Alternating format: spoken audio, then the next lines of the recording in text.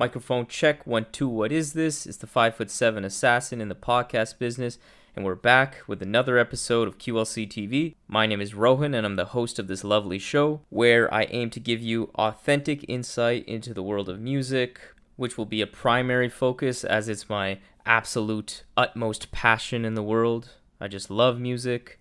I'll also be talking about politics as the other key focus, as well as some culture, sports sprinkled in, as well as topics about growing into adulthood and personal development. As all of this is delivered from the perspective of a 25-year-old Indian man living in Canada, trying to make sense of not only myself, but of the world. So all in all, I thank you so much for listening and taking part in this creative journey that I'm embarking on with QLC TV, and I just hope that this platform will not only give myself, but give those listening something nice to look forward to when they wake up in the morning, because if I achieved that, then I've succeeded. And before I actually move into this really exciting episode that I have with a very special guest, I want to start this off by giving a completely unplanned promotion for this great free podcast recording checklist that my guest for today has created. You can check this out at deepakbrands.com, so DEEPAKBRANDS.com, and it's the first link on that. And I mentioned that this is completely unplanned because turns out in my first ever Zoom guest recording for this podcast, I messed up and had the Zoom record the audio through my laptop instead of my freaking mic that was in front of my face for almost 2 hours. So I thought it would make sense to give another shout out to this great checklist that I clearly should have read and listened to and made sure that I actually tested the audio proper before this recording. So, moral of the story, I should have used the goddamn checklist. Anyways, back to the show. It's a great one. I really hope you enjoy it. We're back with another episode of QLC TV.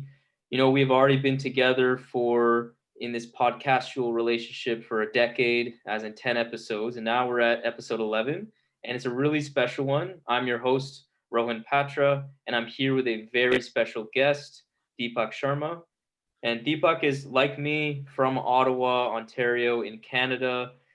He's also a couple of years removed from university, so he's a very similar point in his life. Throughout this time, as a friend of his, I've been able to observe this man just grow in so many different aspects of his life, steering his professional career in the direction that he desires. So he started his own podcast. It's Not That Deep, a show connecting with leaders around the world to discuss how to level up their health, wealth, and mindset. It's a really great show. I guarantee that you will learn something watching that. He has since been gathering this knowledge that he has on podcasting and into a online podcasting course, Podcast Foundations, which I'm really excited for. He actually has a free checklist out right now that can walk you through all the key little things that you need to do before every recording. So that's free knowledge. Why not? Check it out. And then finally, he's started his own full service digital marketing agency, Deep Digital Media, and he helps clients create, produce, promote, manage videos, courses, podcasts, and more. It's a really end-to-end suite of services. So there's a lot of exciting things to talk about, a lot of exciting things that Deepak's doing. Seeing this man's growth was a key inspiration for why I wanted to start this podcast, QLC TV. I've mentioned that in the first episode. So it's absolutely my pleasure to welcome him to the show. And I'm hoping this conversation will give the listener, insight into a real world perspective on, how can you adopt better positive behaviors? And also we can discuss the life of starting your own business and how to make real changes in your life, especially when real world circumstances can make that particularly difficult. So without further ado, how are you doing, man? Fantastic, man. First of all, that was the craziest intro I've ever gotten in my life. Thank you so much for that. Yeah, that's I'm great. just sitting here like, oh my God, like this is wild, man, because I'm not refuting the things that you're saying. It's just weird hearing a friend of yours say it about you in that way. And it's just like, I never just sit down and just think like, yeah, man, these are all the things that I'm doing. But I really appreciate you, man. Thanks a lot. And I'm so happy to be on here with you. From talking about it as just an idea to now I'm on the show. It's mind blowing.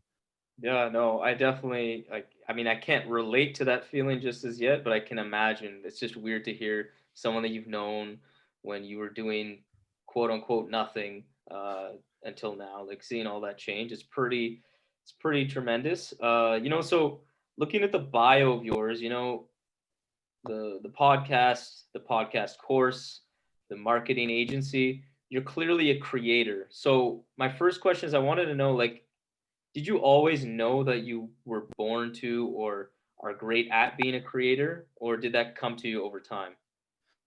I absolutely did not know I was born with any kind of like, the way you say creator.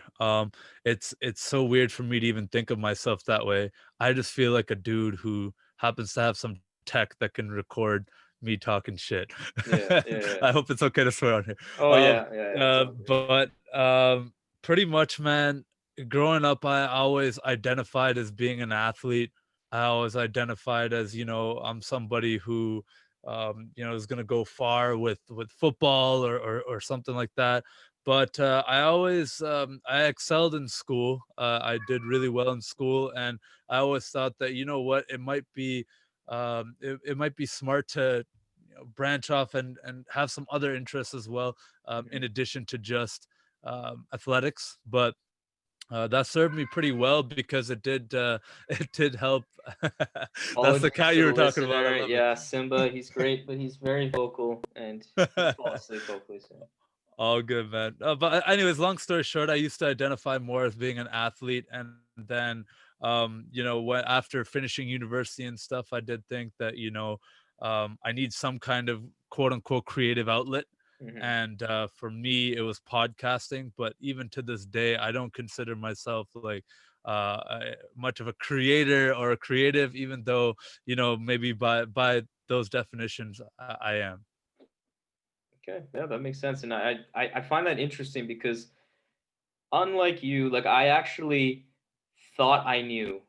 I actually thought when I was growing up that I knew I was just not even maybe destined, but I just felt more comfortable. It felt like it was natural for me to be a consumer. I'm a mega music fan. Like I'm so into that more than you could ever imagine. And uh, that's always came to me that okay, I'm not really gonna be an artist anytime soon. I'm not really trying to be someone who creates anything. I just love indulging and listening to other people's stories. But then I started to realize that, sticking to consuming was clearly not authentic to who I really wanted to be deep down. Like I can imagine all those little dreams that you have, like all these little fantasies I have is always me doing something, being on stage as an actual artist or like pulling the strings in the back end, being some artist manager, something like something cool, something creative, something that wouldn't be in line with what I supposedly thought, that I was destined to be. I find that interesting that you just kind of took advantage of some opportunity that you had. You're obviously blessed with the opportunity to be able to start the podcast, and it just sort of was a match made in heaven for you. Yeah, it's really interesting what you brought up there with like um thinking that you like picture like projecting what you think you should be doing, Hmm. and then finding a way to kind of make that happen. Because I wish like I was calculated like that. I wish I thought more steps ahead. Like, well, I'm doing this thing now, but I want to be here, and to get there, I need to do this and that. I'm not at all. I just fall into things all the time, and as you could tell, like I've kind of leaned in on this a little bit more than some of my other things. But to this day, I still don't define myself as even like a podcaster or like whatever those labels that you kind of have to put out there these days, so that Yeah. strangers, when they come across you, they know what you're about. Hmm. But even if you were to really ask me deep down, like on a serious level, like, yo, like, what are you? I'm just a human being, man, and I'm just doing Hmm. different things, and I'm going to continue to do different things. And like, let's say I write a book one day. I'm not saying I'm going to write a book, but let's Yeah. say I write one day. Now I'm going to say I'm an author. Like, after, maybe if I if I go and do some kind of speech to like a crowd of 1,000 people, I'm now a speaker. It's like, Yeah. if I appear in some TV show, am I now an actor? Like, they're just labels and titles, and I Yeah, don't I don't I absolutely. don't I don't put too much stock into them. Just do what feels good. Do what like I feel like. I felt like I'm excited waking up in the morning when I do this thing. So let me just keep doing this thing until I no longer am excited about doing that thing. And I've gotten that from learning from a lot of people who have gone down a road of overly identifying with something, Hmm. and then that thing either no longer being a part of their life, or them just falling out of love or no longer having a passion for it. So I just kind of just try to flow with things, man. It's like right now I'm loving this podcast thing. It's a really fun way to connect with people. You get to catch up with friends, and you get to learn from leaders and different kind of people. It's just so easy to connect and grow that way. So I'm like, why not take advantage of this and document my journey at the same time? Yeah, that's really profound the way you said that. I find the moment you kind of put yourself in a box as in an identity, in a label, whatever you want to call it, you're just asking for disappointment. Like, it doesn't really, you don't benefit by telling yourself that I am this. I mean, maybe there's an aspect of it it makes you feel more confident that this is what I am. I'm born to do this, but I find that's not really a long-term sustainable way to kind of drive your mood, drive your motivation or anything like that. So that's really interesting. And I find, like, looking again at the kind of things that you've been doing, so podcasting, but also this marketing agency. Like, did you always have a passion for video editing or marketing in general, or was it simply just a case that, you know, I just wanted to learn new skills. This one happened to be something I'm good at and potentially could be profitable? Or was it Well, actually something that you really felt like, I love doing this? Well, it's funny, like you frame it that way because when I started my podcast, I actually realized how much I don't like doing those things. I don't like video editing. I don't love social Interesting. media. I don't actually thoroughly enjoy learning about every piece of audio equipment, and I don't care about any of that stuff. And I'll be completely upfront about that. And I realized that a lot of other people probably feel the same way, and they just want to show up, hit record, and like just have everything all set up. Mhm. In an ideal world, they just show up, be themselves, and like have a conversation and then leave, and everything's done for them. I think that's not everybody. There are a lot of people who are passionate about Oh, yeah. editing. There are a lot of people who are passionate about, people who are audiophiles and people who are audio engineers, and Mhm. social media experts and all this stuff. I am none of those things, but I know a lot of those people. And so when it came to me trying to figure out how can I outsource some of the things that I don't enjoy doing with my podcast, I thought, okay, if I'm having this problem, a lot more people are having this problem. Maybe there's a business here. That's really well said, because I am with you. I hate that. Just I like the end products of video. I love music, but I'm not trying to tinker with audio files and try to do levels and mixing. It's tedious to me. I like to, like you said, I wanna speak, I wanna create, I wanna learn from other people and things like that. Yeah, And exactly, man. Like I think a large majority of people who are now realizing the power of creating content, the power of podcasts, YouTube videos, Instagram, TikTok, all these things, a lot of them don't want to, and this is a big barrier for a lot of people, is like they think that they have to know every aspect of something mhm, before they get started. Well, not necessarily. Like I taught myself, and mind you, I still taught myself all those things.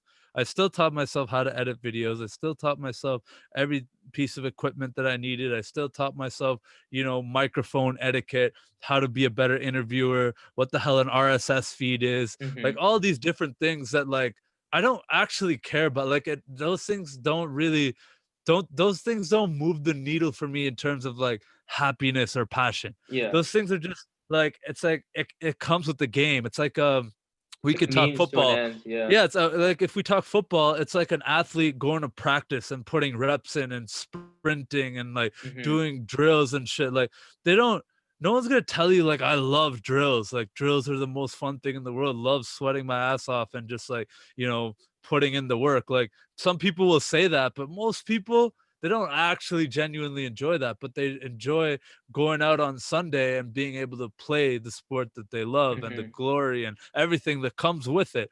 That's what I you can relate that with content creation, man. If it were up to most people, they just show up and have a whole team take care of everything.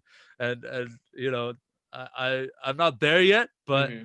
I'm like trying to take steps to get to that so that I can just focus on this, what we're doing right now. This is fun for me. I Yeah, could do this all exactly. day. Exactly. This right here, Exactly. like, dude, this is great. But like setting up all the equipment, sending files, backing up files, chopping things, leveling, it's all like other people enjoy that, not me. Yeah, no, that makes a lot of sense. And keeping that football analogy, I can just think of it like, and it'll lead to another question actually. But like everybody, a lot of people, they want to see if you're a player too. You want to just make the big play. You want to, if you're a quarterback, you just want to throw it 80 yards down the field. You want to get a touchdown on every play, but that's not realistic. If you keep trying to just go deep, they'll know, they'll adjust, and you're toast. You have to take the 5 yards. You have to run for 3 yards. It's just part of the game, like you said. And that leads me to another question, which is like, so you mentioned you do know and you have learned some of those skills that don't really energize you. Do you find there's like a certain level of proficiency that's kind of like gets you kind of working level, and then that gets you a lot farther? You don't really need mastery, because I've heard that concept of mastery is sometimes overrated, but there's like a certain level of like just general knowledge and basic understanding that can get you like really far. Obviously, you can't be an expert on that thing, but yeah. I mean, I definitely think, like, to like kind of short answer to answer your question, Hmm. I think you do have to know the fundamentals.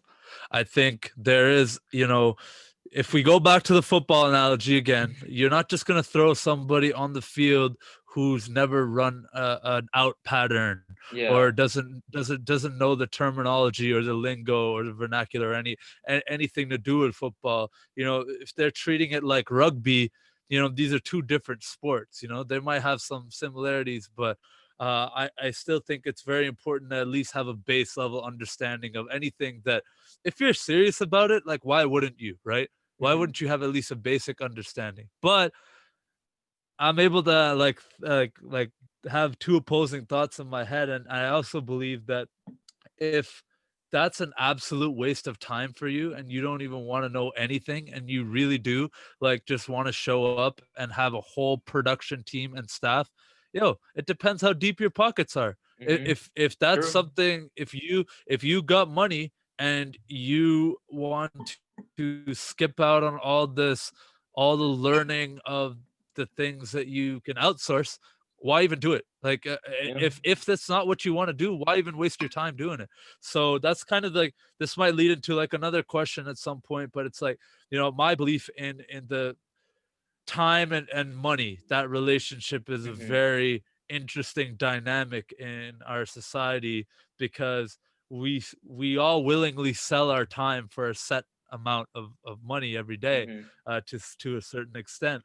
But the people who've really figured out how to become wealthy and how to take it beyond selling your time for money have realized how to hack their day and hack time to use their resources to cut down on the amount of time that it takes to get things done. So, Yeah. in a roundabout way, you know, eh, just ask yourself, do I want to learn how to video edit? No. Do I have the means to pay someone to edit for me? No. Therefore, I must learn how to video Yeah. edit. Yeah. You Yeah. know what I'm Yeah. saying? Pretty Like, simple, but it's pretty real. Pretty real. yeah. That makes sense. And yeah, so looking going to the time concept, because more than just kind of trying to understand, what's the best use of my time? How can we outsource things? How can we be more efficient? I'm just thinking of the my day. I'm thinking of the things I do, and I can only imagine the kind of calendar that you have. So my question is like that seems based on all the things you're into, it seems like there's a lot going on in your day. So like what is your typical day as a entrepreneur, even though you're not full-time entrepreneur, you're still working your 9 to 5 at the moment. But what's that typical day life? And then my next question is like how do you have time for personal life? Like where is your friends? Would you be interested in any kind of like relationship down the road, like romantic relationship? Like I mean those questions because I often think like I could do certain more things, but then I'm sacrificing things I really care about because I'm a very social person. So that those questions always come to mind. Man, this is an incredible question, and it's actually making me sit back and think. Um, you mentioned one thing, and if I were to give you a one-word answer to your question, it's just sacrifices. And I do have to sacrifice certain short-term, things that I would love to, go travel, have more relationships, have more social time, Hmm. watch more Netflix and stuff like that. But um, y you know, I think, I've been in a place in my life before where I was able to do all those other things, and I wasn't happy. I didn't like where I was at, Hmm. and so, through a journey of a lot of self-discovery and a lot of conversations I've had with myself and looking within, I figured out that, there's nobody in the world that I can blame for that than me. Hmm. So what am I gonna do to change that? I'm not just gonna cry, woe is me, there's not enough hours in the day. We all get the same 24 hours in a day. So it's like, now how am I gonna leverage my 24 hours to get closer to where I wanna be?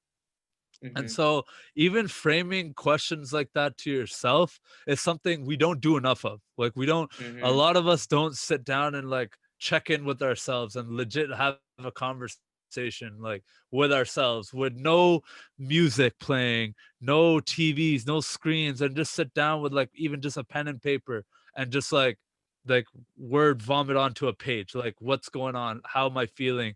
Where do I want to be? How am I going to get there? What needs to change? All these kinds of things. And the reason why that's so difficult to do is because sometimes you don't like the answers. Yeah. It's like it's not comforting. Hmm. I think we chase a lot of comfort, and that's something that you've seen my thoughts on this. It's like um I don't think that's a priority for me right now. But to kind of come back to your question originally, what you were really asking is like, what does my typical day look like? And this is gonna sound kind of trite, but like there's no typical day. Like Hmm. every day is just a million things that I'm juggling and spinning a bunch of plates and trying to get as many things done as I can. But um, you know, I think the big like that's not something that I want to come on here and whoever's listening to this, it's not like I'm saying that's the way to do it, Hmm. because it's actually not. And I'm learning that kind of the hard way now from even like in the past, month and few weeks and whatever, experiencing some burnout and some, Hmm. not being able to operate at peak levels where I'd want to be because I'm Yeah. doing too much. And so I've had to take a step back from some things and streamline some things and outsource some more things and you know to go back to what you're asking, usually what my ideal day would look like, and just high level, I'd wake up around 6 or 7 a.m. I like to, spend a little bit time with myself and just meditate, do some affirmations, take my shower, have my coffee, and then I have this sheet that I print out the night before, where I'm kind of planning my next day.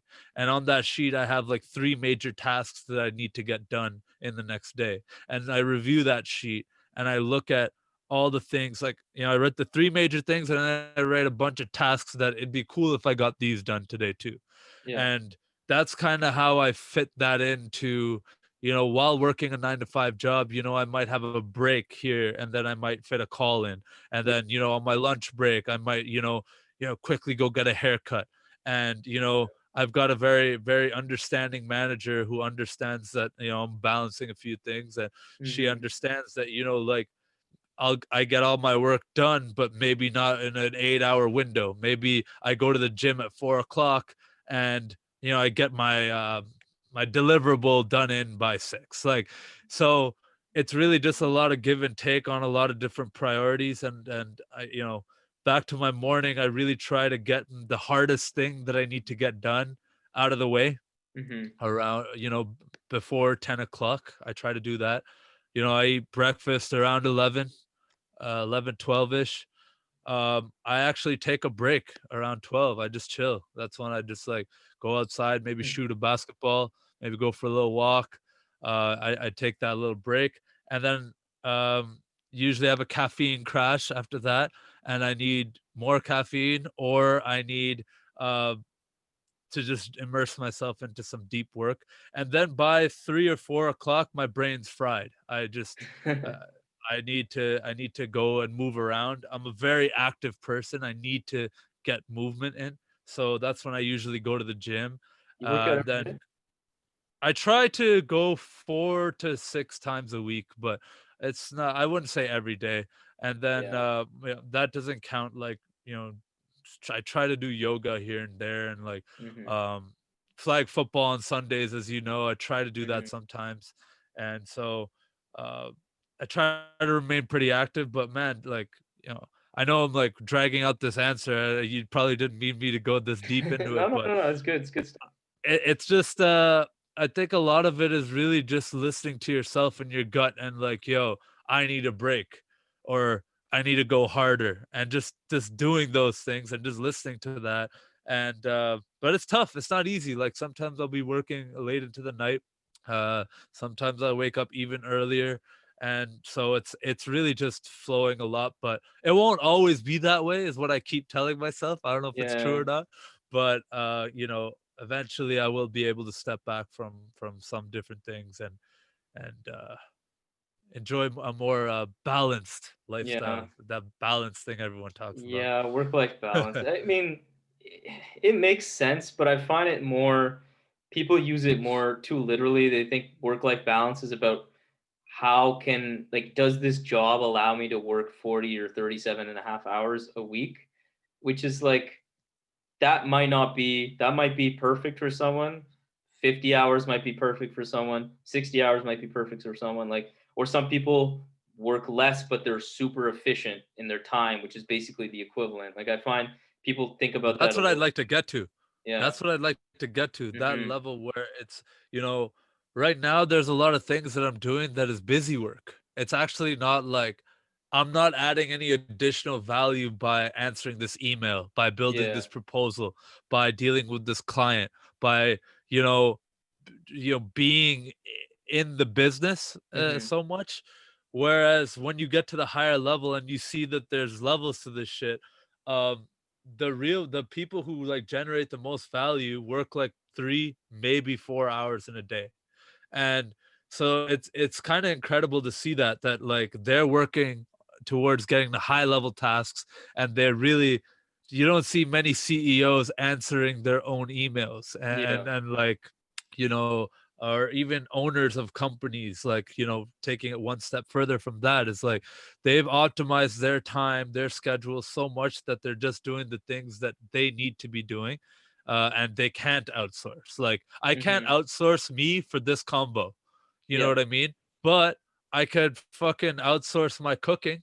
Yeah. Like, and I did that now. And so I'm Yeah. not I know. I cooking my own talked about food that. anymore. Yeah. Yeah. And so that's something that like opened up many hours in my day, because I found myself doing groceries, and then bringing the groceries home, chopping up all these vegetables, doing all this cooking, cleaning up a bunch of dishes. And I'm just like, this isn't adding up. Like, this, like, this is a pretty low, like, if you take your day and you divide it by like what your hourly rate should be, I'm Hmm. losing money on eating, like, on not doing this like Yeah. service that I'm Yeah. Yeah. using. You know what I'm That's saying? a good point. So Yeah. yeah. No, like you touched on a couple things, but like I'm just quickly to the idea of working less and like doing the busy work. Like I saw some study. It's like it takes the average person 20 minutes to refocus on whatever they're doing if they got like a notification. So you can just imagine like maybe there's a reason why these people are so successful. They've realized like I can't do anything. I'm not going to answer my secretary or whoever else. My assistant's going to do the emails, and I just work on this one thing that's very high value, and the results will be there. So that's Dude, one thing to what, think about. taking that one step further, something that I've started doing that's dramatically changed how much things I get done is I leave my phone in a different room. Mm, I keep my notifications off. I don't get notifications on my phone other than like phone calls or texts. And I leave it in a different room, man, because every time you look at this, addictive dopamine tool, mhm. like you said, yeah, I didn't know about the 20 minutes, but it makes so much sense, man. You Yeah. look at something, next thing you know, you're down a rabbit hole and like you're doing this and that. And like, what did you really get done in that hour? And Mhm. something that's really, really awakening is your screen time. When you look at, Oh bro, I my spent god. 3 hours on Instagram, Yeah. 3 hours doing what? I didn't do anything. Like Yeah. it's not what we should be spending the one life that we have doing. I think we all need to do an audit on our day, sit and look at in 20-minute chunks, what did I do from the minute I woke up to the minute I went to bed. It's painful, it's really hard to do, Mhm. because you realize how much time you waste switching between tasks. And if I could say one thing that's helped me tremendously, it's not doing that. It's putting everything away and laser focus on something for like an hour or 2 hours, take a little break, get back to it. You're gonna get so much more done. And forget Yeah. about this 40 hours. Like that Mhm. means nothing. That's just something that was, put on people to be good little employees Oh and yeah. Oh yeah. work an 8-hour day and be expected to actually work more than that. But then because of that, who's actually working 8 hours? You know what I'm saying? Mhm. It's all a mess. Yeah.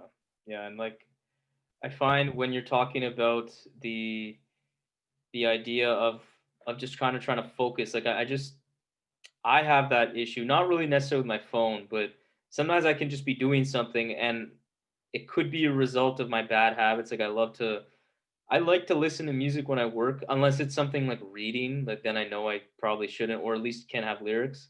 But it's just I tend to be a very indulgent person. I have a very hard time saying no to like sometimes sweet, salty foods, but mainly just music. I love music so much, and I'll just like I will knowingly do listen to music and take way longer on something, and that kind of speaks to where I am on my journey. But that I aside, don't think like, it does. I don't think it does. I don't think you have to, think about it in a negative way, because you could mm, leverage that. Because I wouldn't think about it in a negative way, because music to you is something that you're passionate about and you have been for a very long time, and it contributes to your creativity, and mhm, it maybe fires off different areas of your brain, and that could help. And just because you indulge in it doesn't mean it's necessarily a bad thing. But if you're finding that it's actually getting in the way of you getting things done, yeah, then maybe, then it's like, mhm, okay, you know what, instead of like binging this new album that just came out, let me get what I needed to get done first for mhm, whatever other thing, and then like I'm gonna reward myself with some music, or yeah, some chips, or like whatever it is. mhm, But I'm not, I'm not saying, like, when I say these things, I don't say it's like some military commando is sitting over your head and saying no music, only mhm, focus, only productivity, because we're all so different in what fires us up, and what mhm, gets those juices flowing. For I love having some music on in the background, but when it comes to certain types of work, I can't have any lyrics. I can't yeah, not have lyrics, yeah. You're into because it synthwave, right? Like I that's the love new I like productivity thing. I love synthwave. I'm a huge Yeah. fan. Like when I put that, and I don't really understand what the genre really is yet, but it just sounds like these 80 retro crazy, Oh my god. ray guns and stuff, and like all this weird stuff. And I'm just like, I put on a YouTube playlist, and 4 hours goes by, and I'm just like, did I just write for like 3 hours? Like, I don't even like writing. Like, what's going Yeah. on here? It's Yeah, it's synthwave, that incredible. synthwave thing, I remember I was like, "Oh," like, I heard that trend, I'm like, "I'm gonna try to find some music, I must have some synthwave, like, on my library." I have, like, 50,000 songs. Wow. I don't have any that's legit synthwave. It's like a Maybe it's just niche. maybe it's just a new name of like Yeah, a 'cause, like, bunch of I subgenres. don't even know any of these artists. Like I know a lot of synth funk, synth pop, a lot of different kind of synthy that could probably suffice like a similar vibe where it's like very electronic, kind of 80s retro feel, Yeah, dancey a lot of times, high energy. And I definitely get the yeah. reason. It kind of gets you just like going, you know? Yeah, it's almost like taking a drug, Hmm. and you're just kind of into whatever you need to do. And on the flip side, there like something I discovered that's actually helped me in like the craziest way. I never really have issues sleeping. I've never had like Hmm. any problems going to bed at night. I usually just I'm so tired that I just close my eyes and I'm Yeah. out. But when you have some anxiety and stuff from like things you need to do the next day, we've all had those nights where Yeah. you just have too many thoughts running through your head and it's hard to go to sleep. I just put on these like alpha brain waves. I don't even know what the hell they are on YouTube. And there's a few apps like brain.fm, and you just put this on and I have the best, most refreshing sleep ever. I wake up Is it feeling playing while you're like sleeping? it's playing while I'm sleeping on like a Okay. very low volume. It's just kind of there, and it blows my mind just how like now I don't sleep without it. It's just like I Damn. wake up so refreshed. I don't know what it does, but all that to say, man, the power of like music, I cannot deny, that it has a real connection to uh, something more than just like, oh, I like that song because it's on the radio. It's like, no, like there's some like spiritual like Oh thing yeah. that Oh it yeah. goes into your soul. So that's why I say, man, don't beat yourself up for like it's because I listen to music that whatever. No, man, there might be some other areas in your life you gotta like kind of do that audit of like, yo, where am I Hmm. spending my time? You know, I don't know if you're a Netflix guy, maybe fantasy football. I know you're a fantasy football guy. Yeah, You know, yeah, there's there yeah. there there there's there's some things where it's just like, you got to ask yourself, okay, am I spending 4 hours checking fantasy stats and changing my rosters and doing this and that in a week? Could I be using those 4 hours to my podcast? Yeah. Yeah, probably. I could probably use it. So maybe next year, fuck the fantasy league. I'm not Yeah. doing that. And you start doing that more and more, you start becoming a little bit more ruthless with your time. It sounds crazy, but it's so easy to do. Like that's why I feel like I could do more things, even though I actually feel like a lazy person, if I'm being honest with you. Wow. Um, but if I like, the reason why I can do more things is because I've cut out the things that just don't bring me closer to where I want to be. Yeah, like I feel like because I've started to do a lot more when it comes to like auditing my personal time, and I'm starting to try to just adopt that in like even my work, my regular 9 to 5 work as well. Because like I just tasking out chunks of time has just it doesn't even if you don't really change a behavior at first, it's like what is that ADA model, right? Like you just get aware of like, oh, I really did want to do these three things and I didn't do any of them. And I look at my time, I had so much time to do this. It's like at least it gets you way more aware and it kind of starts sounds some like alarm bells in your mind like maybe there's something up here, there should be no reason, I gave myself ample time to do this. And like I usually try to schedule very liberally so that like it means something. Like if I do decide to not do something I planned, it's I should the perfect world is like okay, stuff happens, priorities change. I knowingly move it to somewhere else. I don't just okay, I didn't do it and then all right, another day passed and then I'm lazy and then it starts those like negative thought processes. Oh, I'm never gonna do this. I'm so unproductive. I'm so worthless. And yeah, I find that just taking control of your time, it's very powerful. Like even like the last 2 months, I've really gone hard on that. It's made like worlds of differences. And that's what it is, man. You started with that audit. You Hmm. started with that awareness, and that's like the hardest step actually. Is like Yeah, taking that step to actually realize what's really going on here. Because it's a hard conversation to have with yourself, man. I'll tell you, like I used to watch a lot of Netflix. It was a great way after a long day of work, maybe even gym, maybe even like I got a lot of productive things done. At the Mm-hmm. end of the day, around like 8 p.m., I'm like, I deserve this. Like let's crush some, like, let's crush some, I don't know, whatever Yeah. show. And I'd find myself, it wasn't ever just one. I would never Mm-hmm. just watch one episode and it's done. And we're talking like 45-minute episodes. I'd watch Yeah. two and then maybe push it and watch three. And I was like, what am I doing with 3 hours of every day ever?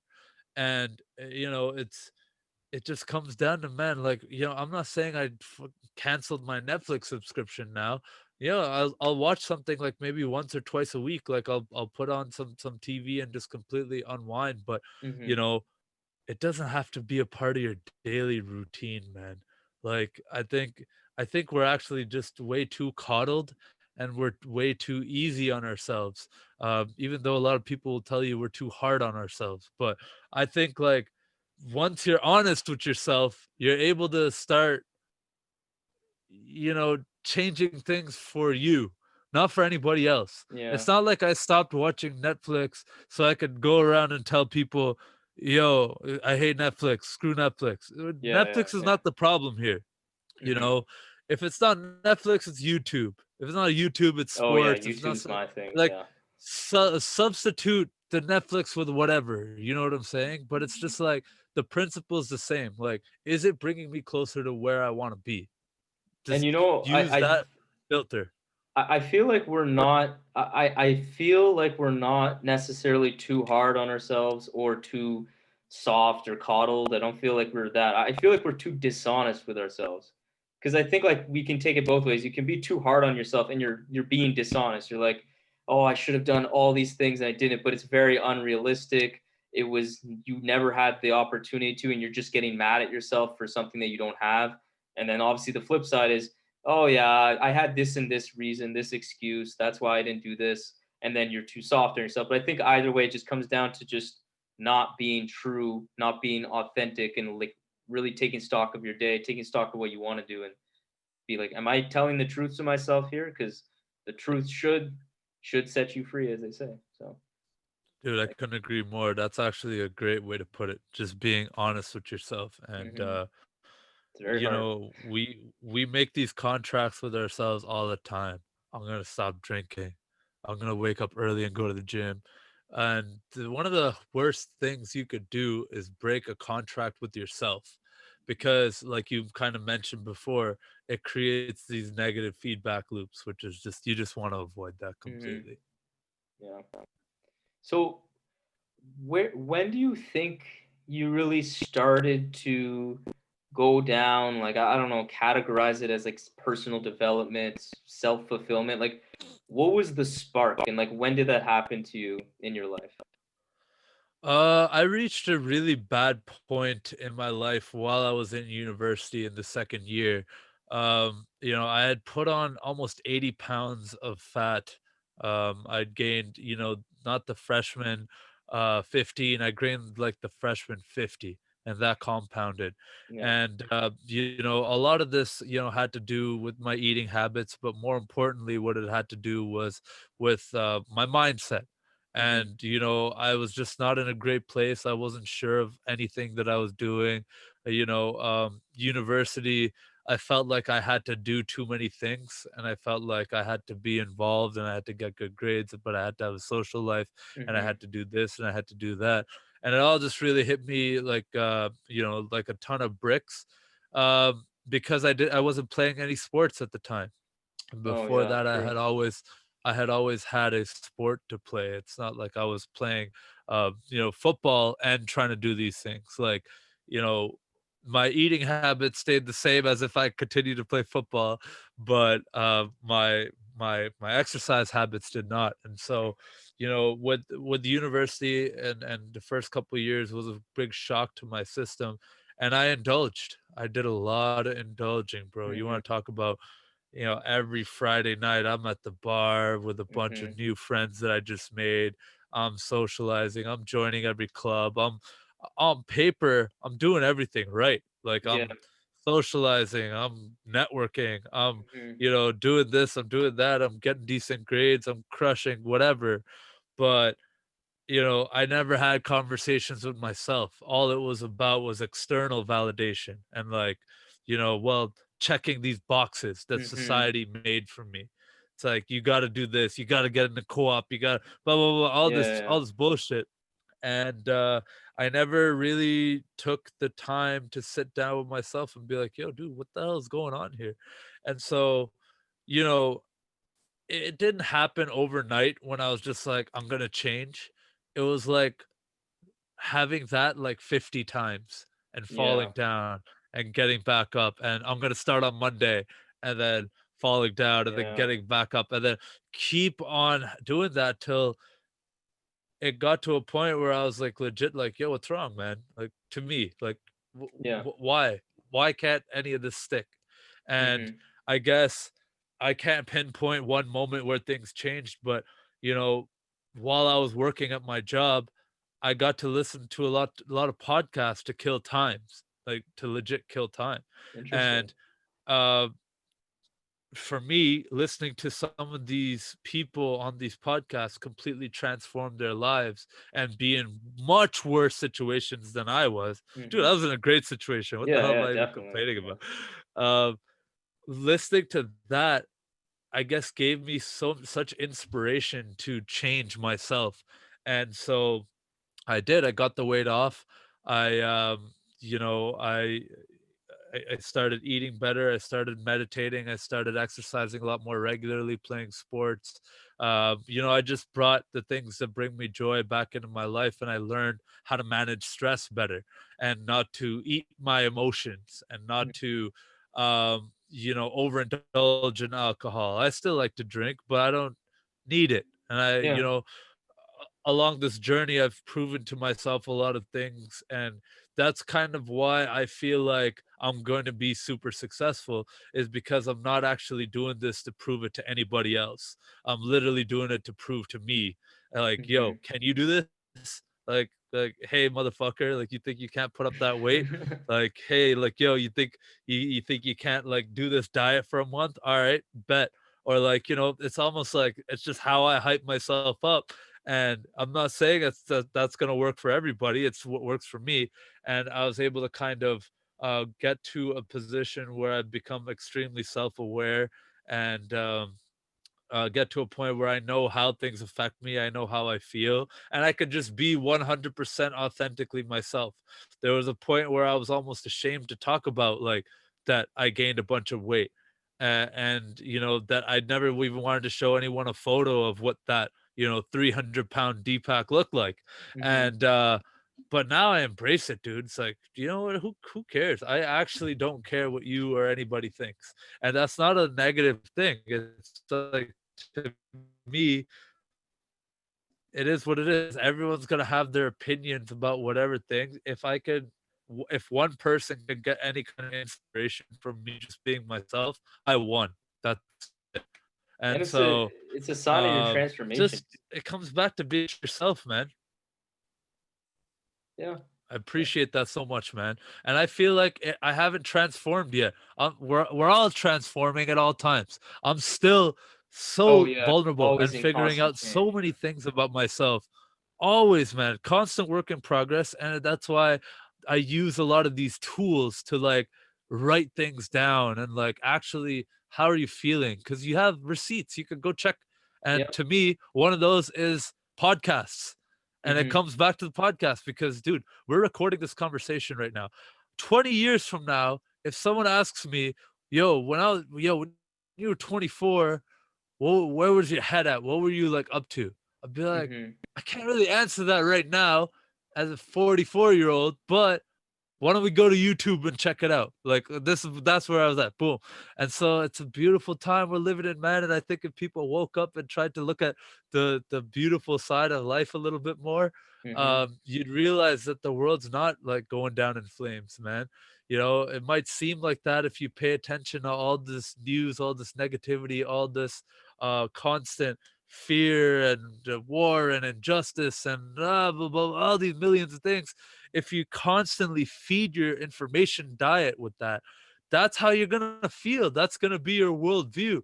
But if you just become this like legitimate happy person who's just like floating around, just like being positive, not acting, but just being positive, dude, none of that stuff phases you, man. Coronavirus, oh man, sucks. I'm sorry, like for people who are deeply affected by this, but oh, I can't control it. I'm just gonna be me and do my thing. That's it. Yeah. That's how I live my life, and that's how I want to live my life. No, you're touching on a lot of different things there. So I wanted to quickly touch on one of the things you mentioned. Like I find your story about like watching, listening to all the podcasts, seeing that inspire you. That's very actually reminiscent. Even then, the timing is very uncanny for me. Second year as well was first year, end of high school to first year was definitely like my lowest point in terms of just being lacking so much confidence, uh, being so. I would say I was being very hard on myself if I'm being honest, and just feeling like I had no purpose at all. I watched this movie, Eternal Sunshine of the Spotless Mind. The reason why I got into it is through a Kanye album, through another rap album that somehow relates to the soundtrack. Anyways, I related a lot to the main character. It was Jim. It was what's his name? Jim Carrey. Jim Jim Carrey, Carrey? yeah. I'm not sure. I And haven't seen the movie. yeah, he plays. It's not a comedy, which is surprising for him. It's very sad, and he plays this very just woe is me character. Just he doesn't have any sort of like drive. He lets everybody walk all over him, and I was like, man, I identify a lot with this person, and I really don't like how that's. It's like what it was like looking at myself almost in a lot of ways, and I that kind of was a really big wake up call for me, and that was a very very early kind of change, but it started to make me create. It led me to do my blog that I had for a couple of years, which was definitely a huge, which was something I was doing, but I really got into it at that point, and I found that interesting. But another thing that you touch on is like you were looking for a lot of external validation. And I'm wondering, like, we're both brown. We both lived in Ottawa, a very primarily white area. Like, did you ever feel either out of place or just try to do things to fit in? Because, like, for me, I found looking back on a lot of my time as a young person, I felt like I really rejected my own culture and I really just wanted to fit in with the white people, make sure that I was doing things that were quote unquote like part of the society, what was considered normal. And I found it like really made me feel lost and really made me feel like I had no identity. So I don't know if you had a similar experience. It's definitely something that's not talked about enough. Being, you know, the son to immigrant parents. Like, is Hmm. that correct? Yeah, Yeah, yeah. it's it, it's uh it's definitely a very weird thing, and um, it's it's something that I've thought about before because growing up, I've I got a very big mix of a lot of different cultures and different races and different religions around me, and you know, I grew up around a lot of white people Hmm. for a long time, and then I also grew up around a lot of brown people, and then around a lot of black people, and just around a lot of just people, and uh I'm trying to think of like actually my answer here because it's definitely played a minor role for me, Hmm. but I don't think it ever played for me a major role. I don't think I ever made that a central component of who I am, my race. Hmm. I think it's very important to know where you came from, and I was actually born in India, and so I'm actually very deeply rooted in India, and I've been there Hmm. many times, and I love my culture. I celebrate Yeah. my identity, but I think there's also something that I've learned from moving away from my parents and no Hmm. longer being influenced by them as much, that they're just doing the best they can given their life context. So I don't Exactly. blame them for anything like, yo, you guys didn't understand, like my white friends didn't like it when you sent, or they always make comments when you sent this brown food, like dal and roti and like all these things to school for me to warm up in the microwave. You guys don't understand that like they're gonna make fun of me for that in a weird way. But at the same time, I gotta understand that to them that's just food.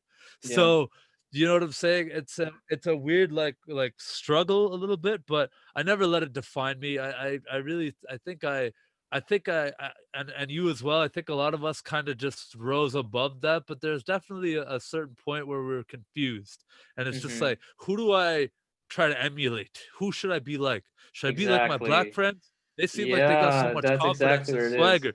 Should I be Yeah. like my white friends? Like, oh, they seem to really like know how to deal with girls. Like, or should I be like my brown friends? Like, yo, you know what? They know how to dress. Or I don't know. So I think I just picked and choose things that I just want to add to my own shit. And Mhm. I never let that like define me. I'm just me. And I think the beautiful thing that I've kind of learned throughout my journey is that we're all just human beings, man. Like, whatever your race, like, whatever your background, whatever your situation, like, yeah, we have differences. Yeah, things manifest in different ways, but we're all just trying to do the same thing, man. Mhm. It's all so hilarious. Like I think the biggest thing for me is when I got to travel. I really got to see that, right in my face that, this person speaks a different language, different religion, different like whole upbringing, but we're vibing. We're Yeah. chilling, you know what I'm saying? Like we get each other on a different level because you know what, we're both human beings and we're not a threat to each other and we're good, we're chilling. And that was actually one of the central reasons I started a podcast because I'm just like, yo, we're all the same, man. I could talk to anybody. I have no like fear of talking to anybody. If I had Barack Obama on my podcast, I'd have butterflies in my stomach for sure, but I feel like I'd be able to vibe with the guy. If I had Yeah. Donald Trump, same thing. I feel like I'd be able to find something that we could agree on. And uh, all that to come back to your question, I know I'm rambling, but it's just like I actually thank my parents for making me the person I am because when I was living with them, maybe I'd have a different answer for you. Mhm. But now that I'm kind of on my own, doing my own thing, dude, I they did a great job. They did the best Yeah. they could. No, they definitely did a great job, and yeah, like I find like in a lot of ways, man, we had a really similar idea. Like I've used this analogy too. Like I feel like I'm a gumbo of all the different kind of cultures that I've indulged in through various different ways. Through like similarly, most of my friends have been white, but also just like music I listen to, some other new friends I've made recently, and all that. I feel like I've similarly kind of adopted little parts of a lot of different kind of cultures. So I find that pretty interesting. And also, you didn't mention it here, but you did mention it like in your previous the previous time you were speaking. It was that like like especially in the time of COVID, and this is something we've talked about before recording this, is that like what do you find your, maybe not responsibility, but yeah, I guess you could say, like, what do you feel like as just a regular person that does have like a certain amount of privilege, etc., like what do you think your responsibility is to kind of like stay politically engaged or understand current events and participate in whatever movements, while also acknowledging you have your own goals that don't necessarily always like relate to that at all. Like what do you feel like your position in that is? Because I see a lot of kind of like the personal development people, like a lot of people I follow online, and all, they often talk about, filtering out the news, staying away from that. It'll get your mindset messed up. It gets you angry, upset. And I get that logically that makes sense, but it does make me, it does kind of come ring a bit hollow. It kind of rubs me the wrong way because like you are in the position, those people I'm speaking to not have to worry and therefore not have to care or spend any energy. But you do have to look out for your other people that are directly affected by the things in the news, for example. So, like, what are your thoughts on like your role in kind of staying politically engaged? Yeah, man, it's a really interesting question because there's no simple answer to it, right? It's a very nuanced topic with Hmm. with a lot of a lot of different considerations, and I don't think that there's a right answer, but at this stage in my life where I'm at currently, and as you brought up before, doing so many things, I think I'm very sensitive to what inputs I allow in to my headspace, and that I'm able to contribute to controlling. And so I often remind myself this when I feel the urge to um be woke, and like actually like care about all these different things on a more deep level where I'm actually doing something about it a little bit Mhm. more. And it's I would rather be ill informed than misinformed. And to me what that means is ignorance is bliss in a weird way. And uh, you know i can I can pump you with all the ill, like the wrongdoings and the injustices and the problems with the world. I Mhm. can legit, and they do this, it's a 24-hour news cycle. I Yeah. can legit drill that into your brain 24/7 and like almost force you to care about all these different issues. And I don't think that that is a sustainable strategy for your own mental health. And I don't think that in the long run, you'll be able to help more people by being informed about everything than if you make sure to take care of yourself first. Mhm. And then if you care about something enough to take it to that next stage, that more Mhm. self-actualization, that more that y- philanthropy, charity, giving Mhm. on a larger scale. I think we will, like, I think I will reach a stage where I'll completely disagree with what I'm saying right now. But I Mhm. don't think I'm only can only speak for Yeah, myself. yeah, I don't think definitely. I will be able to reach that stage if I let everything in and Okay, take over and I tell find me that what to care about. I find that interesting because I feel like the conceptually what you're saying is kind of what I think, except I don't agree with like your conclusion, I guess you could say, because like using that football analogy we talked about, because you used the word sustainable, and I think that's really important because I feel like it isn't sustainable in my eyes, obviously, to kind of operate in a way where you are taking the kind of ignorance is bliss position. Because taking another thing that we discussed that applies here is that I feel like you don't need to be, I don't feel like it is sustainable, and I don't think it's necessarily even needed because it's kind of impossible, or definitely is impossible to be fully like know the nuances of every single thing that's going on, every single societal ill, because yeah, you will, first of all, that's pretty much impossible to know all of this stuff. And it's, if you could pack that all in your brain, you have no room for anything else. So there we're definitely on the same page. But I feel like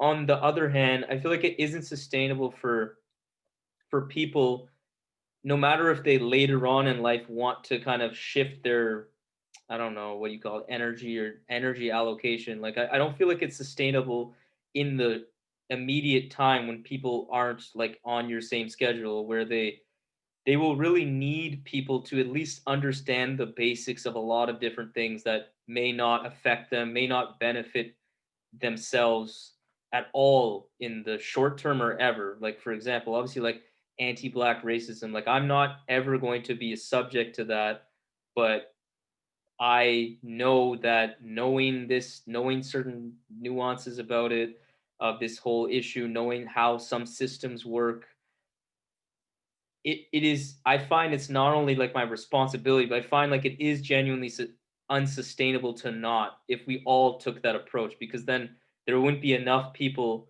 around to actually facilitate a movement by the people that are, this is like their life's work, whatever activist people. Like I find there needs to be kind of a broad scale understanding of certain issues at a low level for anything to really change. So that's kind of where I feel like it is actually unsustainable, but in the opposite sense. Yeah, man, that's a great viewpoint, and you know, I respect it, and I love where you're coming from on it. I just, I kind of maintain that, like, look, who am I to rank what things are most pressing Mm-hmm. today?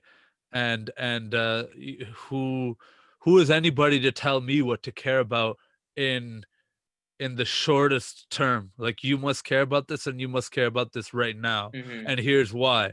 And that's where I take a step back. And I would not consider myself a racist. I don't want these horrible fucking things happening, No, man. yeah, yeah. I don't want it to be contrived as by me not reposting a Black Lives Matter um thing, or like some injustice in Jordan, or some child trafficking in Russia, or some we could literally sit here for 6 hours and fucking talk about all the Mm-hmm. things that are absolutely disgusting in the world. So, where I kind of poke a little hole in that is, who are you to tell me what is like the hot topic to care about? Okay, yeah, You know, yeah. you know what I'm saying? Like there's so much fucking disgusting evil in this world. And And but I actually agree with what you're saying, but I find like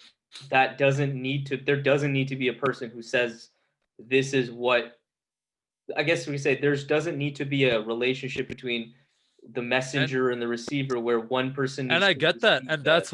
Like, that's why, I can only speak in my own personal context. mm-hmm, Like, the little bit of the fallacy you're making here is, by taking someone like myself and extrapolating that over everybody. yeah, No, yeah, it is a fallacy. Yeah. there are so many people who will always stand up for these injustices. I might not be that person right now, and Mm-hmm, that's just my reality. That's just, mm-hmm. I'm unable to devote energy to that. And you can paint me in a box and call me whatever you want, but I do think that people would, generally speaking, be better off if they could allow a little bit more love for themselves and in their own heart, to then love the world a little bit more. And I think that's actually a more sustainable way to go about it. If Yeah, you and could start yeah, yeah, if like you I could find start like that. loving yourself, and you could start, building your own platform, whether it's for whatever, man. I'm not like, I'm legit, when you say the word responsibility, I want to contest that a little bit, because I feel like I don't have any responsibility. Like, I am just somebody with a voice. You can choose to listen to me or not. I don't There's no I never signed up to be some kind of big role model. If you Mm-hmm, want to listen to me on, how I've pulled myself out of a bad place in my life, please do. But I can't tell someone from, the streets of Syria to pull themselves up by the bootstraps, yeah, because exactly, you exactly. know you Yeah. can't. Why don't you start your own online Twitter business? Or Mm-hmm, why don't you start a podcast? Like, that's not what I'm trying to do here. mm-hmm. I'm just speaking. I'm just having a dialogue. I'm just chatting with people, sharing my story, sharing other people's stories. And I don't personally think that anybody has the right to tell me what to care and not care about. And that's not to say that I don't care about things. I deeply care about some issues, but that's private. And I support causes in my own ways, that I don't think it needs to be made an Instagram post to get shared. Yeah. I do it out of the my own heart.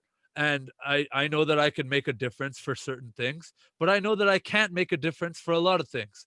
And I get where you're coming from, that if everybody thought this way, well, everyone doesn't. So Mm-hmm, boom, we're good. We're done. It's all mm-hmm. good there, because we don't all think the same way. And that's a beautiful thing. Let's not.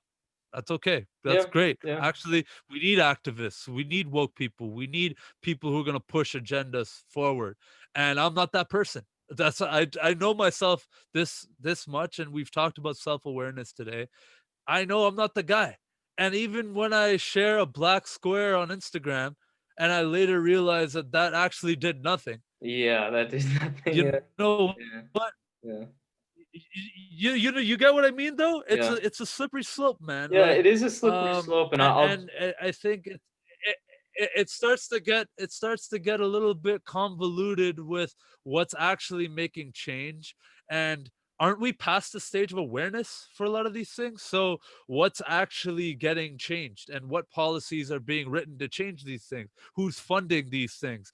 Who actually funds some of these campaigns? Like, there's a lot of questions that, again, I don't even have the energy to research. So ignorance is bliss for me. yeah, and I mean, I think okay, so I feel like the idea of knowing yourself was pretty clear in what you were saying. I feel like that's really important because when I was saying, I guess, responsibility, I really didn't even mean it in terms of people with a platform to be like at all, really. I meant Okay. literally just people keeping tabs on things that are happening in the world, even if they're maybe gonna hurt your mindset, maybe gonna put you in a bad mood. I feel like that can't just be your only thing you're doing because, like you said, the effects of that are potentially very negative. You may actually spiral into this crazy negative mindset where you're doing nothing for yourself. You're not taking care of yourself. You're not taking care of people that you can genuinely affect directly, like your close friends, your loved ones, etc. So I find like that definitely needs to be balanced with every. I feel like anything you do in life, you need to be practicing some form of mindfulness. Need to be taking care of your mindset because if you don't, then no matter what you're doing, there could always be these negative externalities that come from it. Um, and I think also when you're saying about I find like there's the concept of marketplace of ideas that I think is really applicable here because just like a product, when someone's selling a product, you have no obligation to buy it. And I find like similarly, the people trying to tell you, hey, this issue is so important. This is like exactly what you need to be kind of like researching, etc. Like you need to care about this, you need to vote this way. I find like there's nothing wrong if someone's trying to promote urgency about doing something, just so long as there's no obligation to it. Like they're But how do you because know? How do you take the time to filter through all the information that you're hit with? Let's just take a simple example of a Twitter feed or an mhm, Instagram feed. And you know that these feeds or these algorithms are curated to show you things that the platform thinks is going to have you stay on the platform yeah, longer. mhm, Okay? Because of that, they're gonna keep showing you things that invoke some kind of emotion where you react and you engage in some way. yeah, A like, a comment, a share, a repost, any of those things, a retweet, whatever. Okay.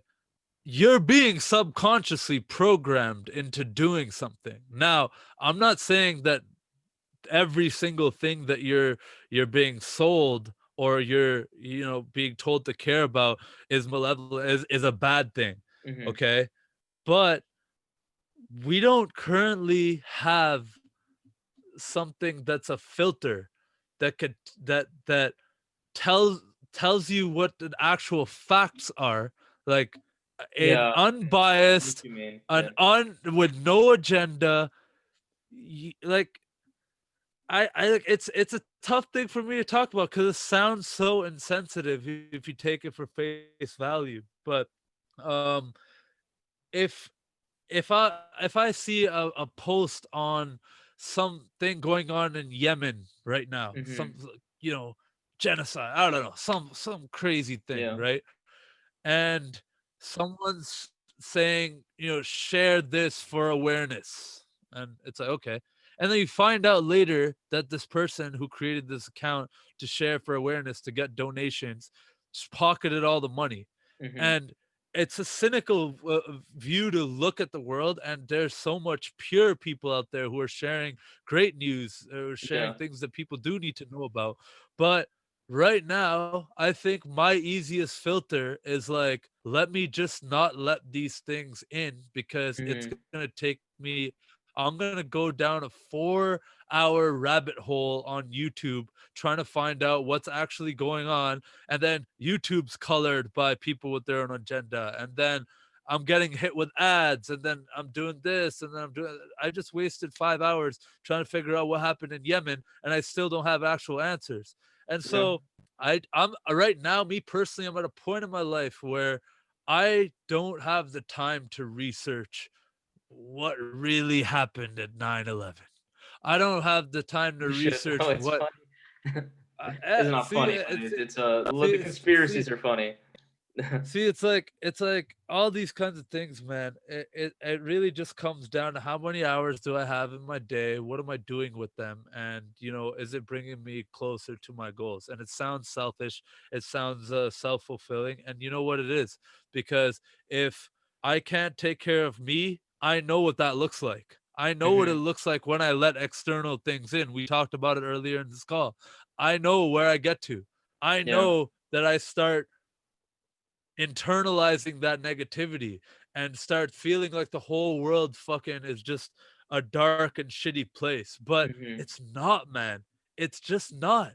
And you gotta, and this is my message. I actually feel like, yo, if you focus on the things that are in your control, the things that you can help change, you know, giving your best friend a call and just checking up on them, giving your mom a big hug that's longer than like half a second, actually helping out a local charity that you care about, and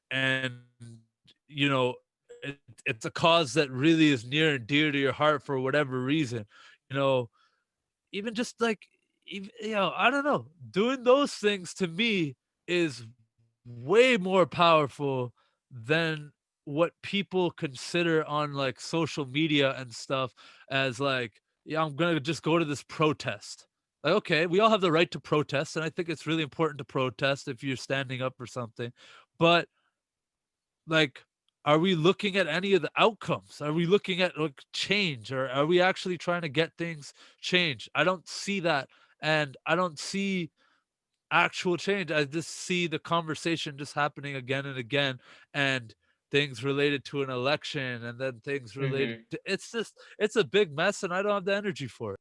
Yeah, and I mean, I think like knowing yourself would allow people to make, like, I guess it comes down to me. It's like I'm thinking of, do whatever makes someone, like, will allow someone to feel good about themselves, which will then therefore make them a better person, make them a better community member. And I just think there is a certain level of, because even what you were describing, there are certain things you are doing that you must know something about, like some cause you have near and dear to your heart, for example. Like, it requires something. I guess I'm Well, maybe arguing something. I'm not saying that I'm walking around with blinders Yeah, on, and that's what I mean. not Like seeing that, and I don't want to any make single that the thing. sense. Yeah, It's yeah, not that nothing comes in, dude. I'm a fucking human being. I know yeah. to a certain extent what's going on. I just can't know everything that's going on, and I personally feel like I shouldn't be told what I should be caring about at this moment. I will care about it if I care about it. Hmm. And that's not to say this is a binary topic, and that's why I said it's nuanced. Like, Oh, it's there so are things nuanced. I deeply care about, and there's other things that, if we looked at it in a binary way, it sounds like I don't care about it, but you simply can't care about everything. Hmm. Like, you just can't. And so Imma just like, if I got a black friend, Imma bring them on my podcast, and Imma talk to them about some of the shit that's happened in their life. If I know someone who's been impacted, who's in Iraq and had their leg blown off, I'd love to sit and chat with them. Hmm. That's change that I can actually, like, it's tangible. I'm doing something here. I'm actually trying to have a dialogue, but I can't be informed about every single thing. I don't have a young Jamie like Joe Rogan does in his podcast to pull up every fact or Yeah, yeah. every single thing that's going on. I'm just, maybe one day in my life, maybe, give me 5 years, maybe I'll be a little bit more chill. Maybe I'm gonna, my money will be right. I won't be working as much. Maybe I'll just settle in, and then I'm gonna sit back and I'm like, you know what? What's happening in Yemen's fucked up, man. Here's why.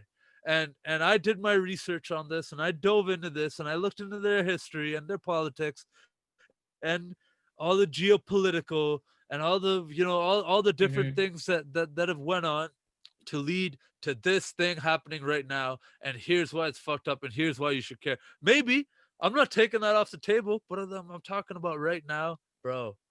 It's just, it's the world is, if you let it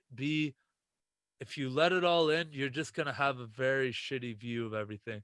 And Yeah. right now, I like my positive view on Yeah. things. I feel like filter and nuance, that's like the key thing with all these discussions. And I find like even what I'm saying, like I don't think we're necessarily even that far off in terms of what we think is kind of the best way forward. But the key thing that I see is very obvious is that the best way forward in either sense, it requires people to actually think and don't just listen to like a dogmatic view of like everything this person's saying right, everything this person's saying is wrong. Because it goes to your point of you don't know what these people's agendas are, and like I'm a person that like I'm very into these politics stuff. So like, and I try my best to, even if it's a right wing kind of a news source, or if it's a super left wing one, like I don't, that doesn't change the information they're giving me. It just it adds a filter that I need to keep in mind when I'm interpreting what they're saying. So I don't just take it as unbiased, because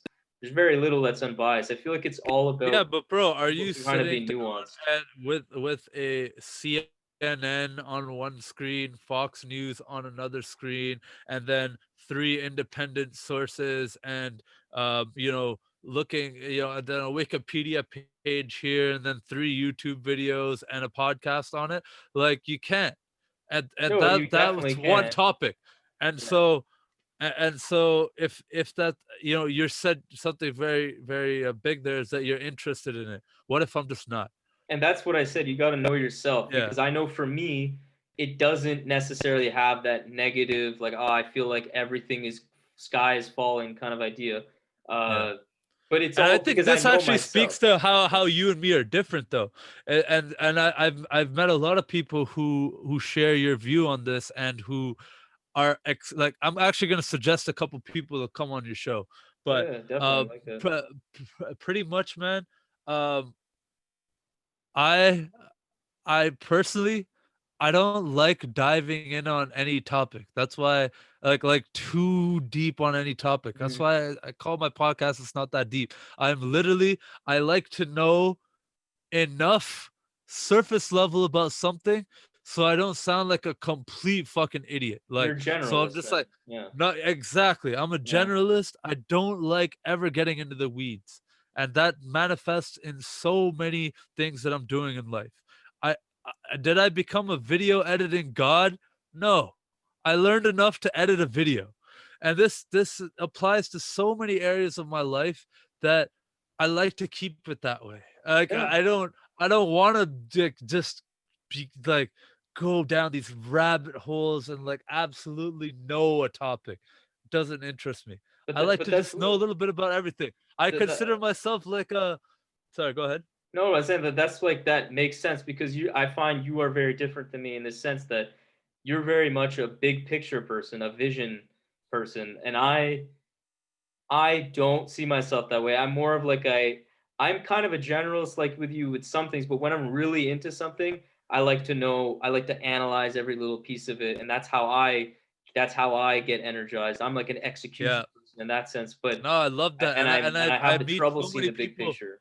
I meet so many people like you, and me, because I'm so like high level vision, I suck at the low level. I'm Hmm. so bad at it.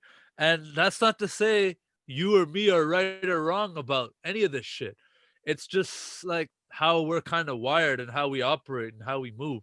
And it's great that we can have conversations like this and still go grab a beer, No, yeah, because yeah. that never once did it get to like a shouting match, or like F you, like whatever your Hmm. opinion, this, that, because at the end of the day, I think we agree on so many things, how Hmm. it might manifest, and how it actually Yeah, looks, exactly. and day-to-day activities are might be a little bit different. I'm never gonna do that. I'm never gonna go deep on a topic, because I just don't care. Like, It's like it sounds so shallow, but it's like I would much rather I get so much more joy from talking about the big thing. Like how's Mm-hmm. this bringing us all up and how we but there needs to be people like you. There needs to be people like me and like it's a beautiful thing. I think it all works. Yep. But at the end of the day, man, like uh the the world has such horrible things going on, man. Do I feel empathy on like a grand scale? Yes, man. So Oh yeah. much of it breaks my heart, man. Anything like when you bring up children, like it just my brain can't compute it. And when Oh I've yeah. talked to some people about this stuff, man, it's like they'll send me links to do some of the research on my own, man. And I don't even have the heart to click on them. It's just like, I don't even want to open up this book. It's just so, I don't want to go there, man. I Mm-hmm. got too much happiness going up here. That's going to really taint that.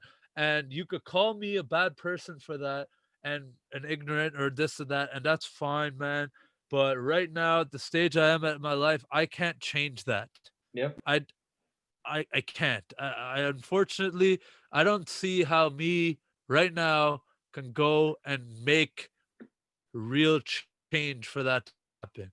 And I'll probably never be a politician. But, you know, I could somebody teach me about this stuff and I'll open like I'll have Yeah. a open ear and I'd love to learn about it distilled and in 1 hour format. Great. That's digestible for me. Yes, But exactly. It's all about the way. me Yeah.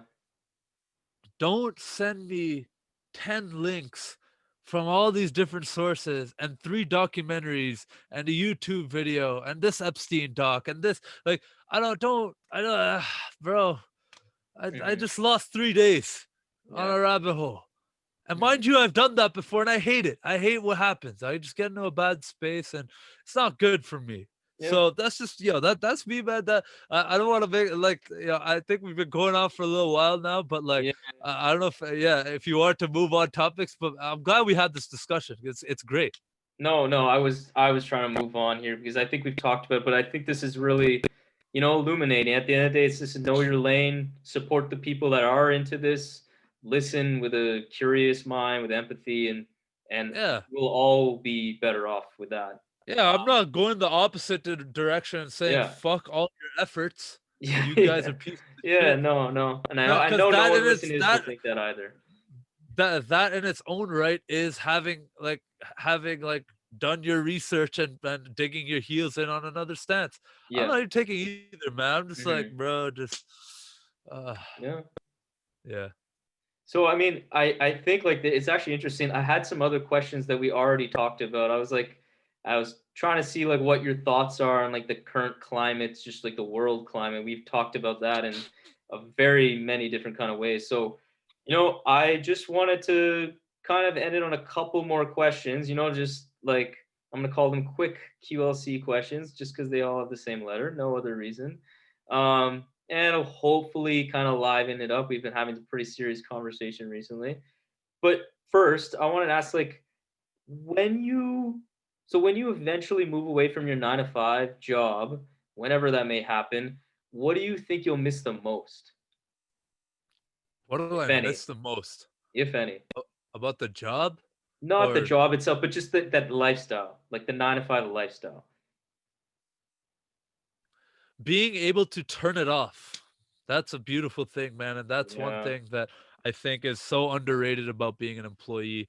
And everyone on the money Twitter and all these people who are talking about quit your 9 to 5, blah, blah, blah, this and that no one highlights this that being an employee is actually, if you like your job and you enjoy what you're doing, it is such a beautiful way of life because the minute that the clock hits 5, you don't have to take work home with you. You Hmm. can, and a lot of people still do. And we can argue some people, continue working after and whatever. But generally Yeah. speaking, man, just being able to turn off and let's say you got kids, just be with your kids and like, uh, just whatever fire needs to be put out will be put out tomorrow at 9 a.m. Yeah. Or on Monday at 9 a.m. If it's Friday. So that right there, that is that's something I will miss because I'm already finding I don't know how to turn off.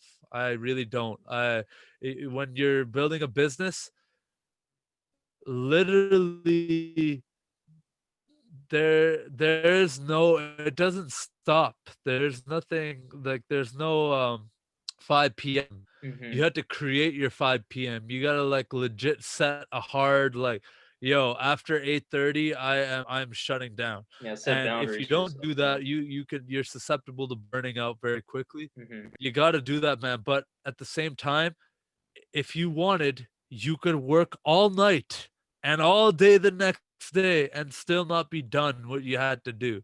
Yeah. So it requires a lot more self-discipline and it's just a different lifestyle. There's no one, it's not better than the other. Yeah, yeah, exactly. There's no right or wrong to almost anything in the world, honestly. It's all about just kind of like knowing yourself, knowing what you want to do, and being honest, like we discussed before. Uh, so, okay, so last questions now are just all about NFL because I know we're both. I see that disgusting Patriots memorabilia in the background. I was waiting for it. I Yeah, was waiting for it. honestly though, like I've realized I don't even really dislike the Pats. I just hated Tom Brady because Oh or man. it's just that I really like Cam because like I honestly wanted you guys to win. I wanted him to convert at the 1 yard line against the Oh Seahawks man. last week. Like it's What a fun, it's beautiful story fascinating. that would have been. Oh my god, yeah. So like what? Fucking comes in at 2-0, leads a Brady-esque drive at the very end of the game to win it. It, But it's you know what? crazy. The fact that it didn't happen is amazing because you know what? I'm happy we took that loss. You don't want a gassed up Cam Newton It's uh true. trying trying trying to win 16 games, because you know how that turns out. And Hmm. so, you know, uh I didn't even let you ask your question, but go ahead. Well, no, I was gonna ask, like, what do you think the record of the Pats will be at the end of this year, and then do you think Cam will be the starter next year? I think it's gonna be 11-5, Okay, and I do think Cam will be the starter next year. I think he'll sign like a 3-year deal or something like that with the damn. Pats. Yeah, Yeah, I'm if kind of leaning the towards big that too. contingency, the big contingency here is that he can stay injury free. Yeah, And his style of running, no matter, the commentators love to talk about how big and strong he is, he's he's still worn the down. Yeah, quarterback of your team, yeah. and he's had shoulder injuries, and he's had many injuries, and that's really risky when you're talking about betting the future of your organization. So um, I think we should really be looking at our backup to be a strong backup for the Yeah. Patriots. As much as I love Cam, he's he's an experiment. He is an incredible athlete, but he's still an experiment and he's subject to injury at any time because you're seeing they're relying on him heavy to Oh my convert god. those third and eights with his Yeah, I mean, fucking feet. it's because they don't have What he's got, too like, many yeah, weapons. he's got Yeah. like what, four rushing touchdowns already? Three? Yeah. Like nuts, man. Yeah, like I think they have a good chance. I think he was the perfect quarterback for a team that has no weapons really, other than Edelman and like maybe N'Keal Harry shows up, but that's it. I think he's good at being kind of your workhorse running back and quarterback. So I think they have a good chance at making the playoffs. I didn't expect this at all. Like I really thought he'd play okay, but they just had Yeah. nothing going. But One I think one bigger thing to discuss, to be honest, everyone wants to talk about Cam Newton, but the fact that we don't have Dante Hightower or Patrick Patrick Chung Chung, is a big loss for our defense this year. you guys Yeah. lost like And eight and players and to you know, COVID. COVID yeah, opt out, sorry, not COVID, the disease. yeah, So, yeah, yeah, and we didn't have I think Jamie Collins no longer with the the Lions, I Pats. think.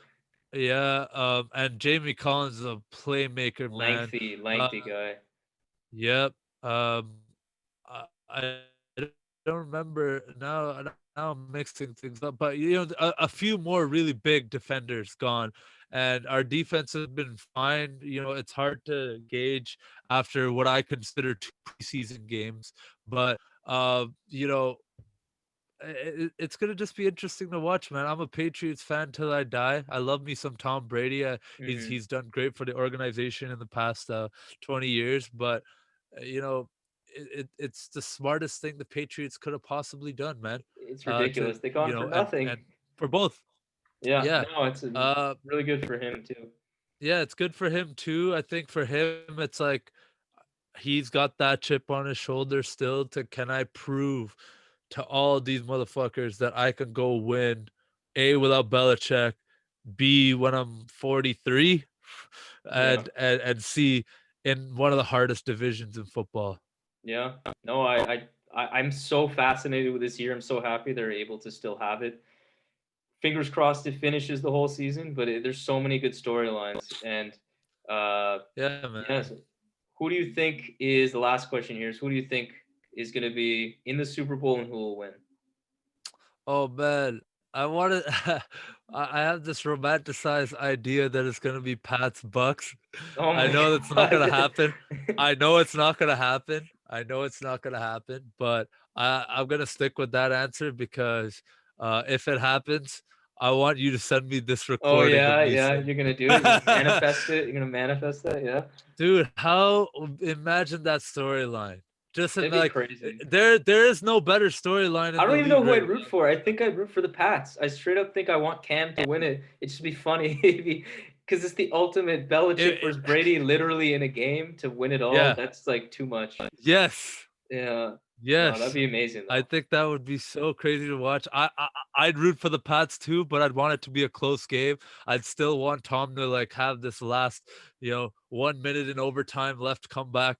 But let me flip the script on you. Like I got one question for you before we end this off, man. And you could cut this out if you want, whatever, if Yeah, we're over time. But um, why do you hate Tom Brady so much? I don't hate him.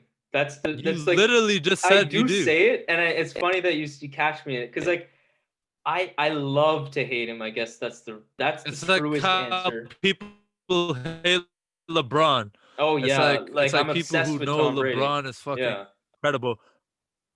I'll watch Okay. all the Okay, I Bucks got you games. now. That makes Yeah, I'll watch all the Bucks games. I'm gonna watch.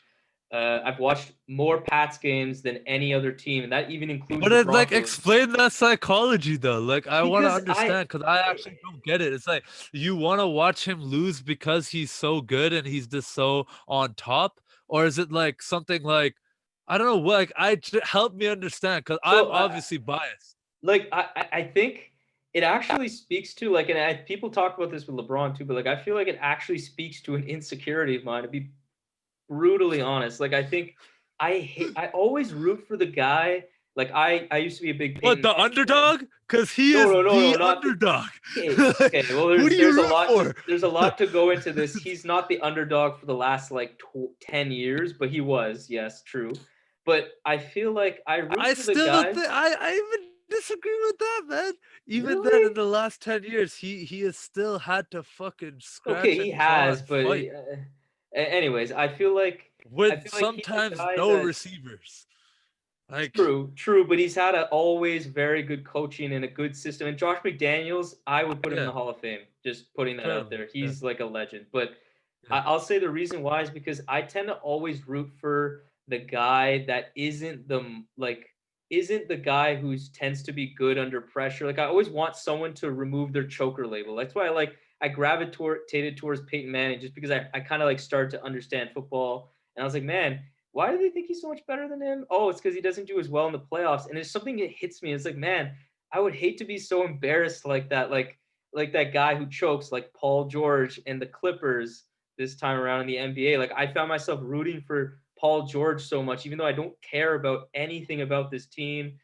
I Right. wanted Kawhi to do better because of people just calling him soft for his load management. I find like I just want to root for the quote unquote soy boy soft guy. And Tom Brady is just like the Okay. prototypical ice water, ice cold under pressure, completely cool. The Yeah. model wife, I don't just know, like man. handsome. It's stupid. I don't know. I don't And it's know. just like To me, And he was a rival of Peyton Manning. He was a rival of Peyton I Manning. cannot agree with you. You don't need Fair to. enough, There's man. But nothing logical about it at all. There's nothing logical. even Peyton Manning, like, so what happens now when Mr. Clutch, or Mr. Not Clutch becomes Clutch? Like, what happens then? And then do you now not like Peyton Manning when he is able to get the job done? Like, Well, this no, is I what I'm actually just do not like. understanding I about. mean, This it's is why, more than like, to me, that. I do I like don't his get it. style of play. I do like his style of play, like Peyton's. Like I love the audibles. I just like the way he ran an offense. It was always, and I liked the Colts. That was my first team that I rooted for. So Yeah. that's definitely it. But it's more just like a. It's all, and it's also at the end of the day, it's fun to root against someone that makes it very challenging for you because he always wins. And he crushed my teams. He just like at the end of it, it's just like Yeah. I still have so many memories I think it's of him as a that more than child anything. getting, yeah, I think it's that more than anything. If you're like, not to put anything, like, you give some decent reasons there, but it just doesn't like make any logical sense oh, that there's no anyone would logic. want to cheer on the person who chokes. Like, if anything, you're cheering on the fact that he could come back from being a choker. That's kind of what I For mean. which, Like I want that for redemption story. I for love the redemption story. and what better redemption story is there than Tom fucking Oh Brady? my Anyways, God. bro, we gotta end this Yeah. podcast, No, we man. gotta. Yeah. But Yeah. I gotta get out of here. But yo, man, this has been incredible. Thanks for having me on, man. No, yeah, no, I appreciate it. Like it's been an absolute pleasure. Like again, I've said it at the beginning, but like I'm really inspired by what you're doing. And I just can't wait to kind of see you continue on your journey.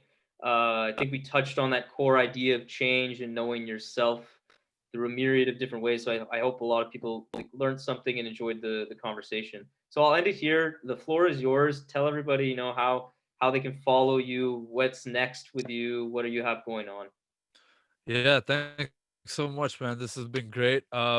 You can go follow me on Instagram at Deepak Brands. So Deepak Brands, and my website's deepakbrands.com. Okay. Awesome. Thanks so It's much, been man. great. Yeah, man. Take care, and we'll talk soon. Sweet. Okay. Take care. Bye. That was great, man. Yeah, no, I love Killed it. that. No, that was a lot of fun. That was a lot of fun.